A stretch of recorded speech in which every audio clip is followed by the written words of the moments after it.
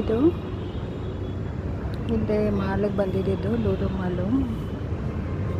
ಇಲ್ಲೇ ಒಂಥರ ಚೆನ್ನಾಗಿತ್ತು, ಯಾವುದೋ ಹಸಿರು ಗಿಡ, ಎಲ್ಲೋ ಕಲರು ಫ್ಲವರ್ಸು.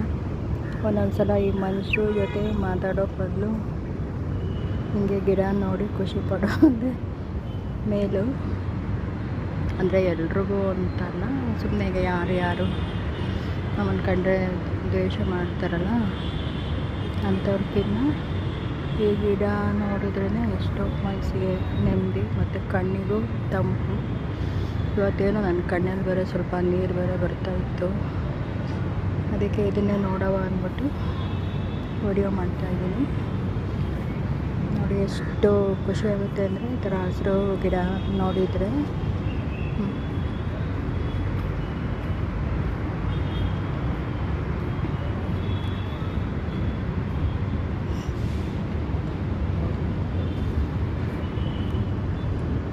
ಈ ಹಸಿರಿಂದನೇ ಉಸಿರು ಅಂತಾರಲ್ಲ, ಹಾಗೆ ಹಸಿರು ಗಿಡ, ಮರ, ಗಿಡ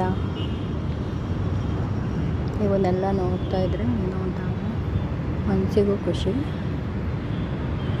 ಈಗಂತೂ ಎಲ್ಲಿ ನೋಡಿದ್ರು ಎಲ್ಲ ಜಮೀನು ಎಲ್ಲನೂ ಹಾಳು ಮಾಡಿ ರಸ್ತೆ ಮಾಡಿ ಮತ್ತು ಇನ್ನೂ ಏನೇನೋ ಎಲ್ಲ ಮಾಲಂತೆ ಅದು ಇದು ಎಲ್ಲ ಕಟ್ಟಿ ಗಿಡಗಳೆಲ್ಲ ಮರಗಳೆಲ್ಲ ಹಾಳಾಗಿ ಹಿಂಗೆ ಇದ್ದರೆ ಆಮೇಲೆ ಊಟಕ್ಕೂ ಬರಗಾಲ ಬರ್ಬೋದು, ಗೊತ್ತಿಲ್ಲ. ಈಗಂತ ಅಲ್ಲ, ಇನ್ನು ಮುಂದಿನ ಎಷ್ಟೋ ವರ್ಷ ಕಳೆದ್ರೆ ಆಹಾರಕ್ಕೂ ಸಹಿತ ಬರಗಾಲ ಬರ್ಬೋದು.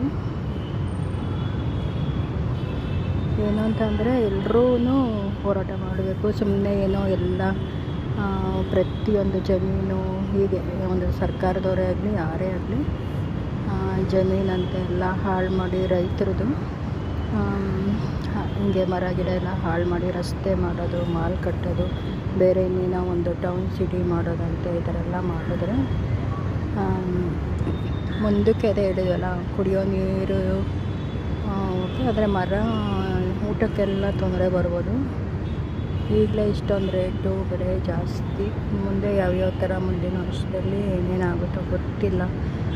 ಬರಗಾಲ ಬಂದ್ರೇ ಇದಾಗಲ್ಲ, ಇನ್ನು ನೋಡಬೇಕು ಯಾವ್ಯಾವ ಥರ ಏನೇನಾಗುತ್ತೆ ಅಂತ. ನಾನು ಪ್ರಿಪೇರ್ ಮಾಡಿ ಮಾತಾಡಿಲ್ಲ, ಸುಮ್ಮನೆ ಹಾಗೆ ಇದು ವಿಡಿಯೋ ಮಾಡಿಕೊಂಡು ಸಡನ್ನಾಗಿ ಏನೇ ಮಾತಾಡಬೇಕು ಅನ್ನಿಸ್ತು ಅದನ್ನು ಮಾತಾಡಿದ್ದೀನಿ. ಏನಾದರೂ ತಪ್ಪಿದರೆ ಕ್ಷಮಿಸಿ. ಪ್ರಿಪೇರ್ ಮಾಡಿ ಮಾತಾಡಿದೆ, ಜಸ್ಟ್ ಹಾಗೆ ಮಾತಾಡಿ.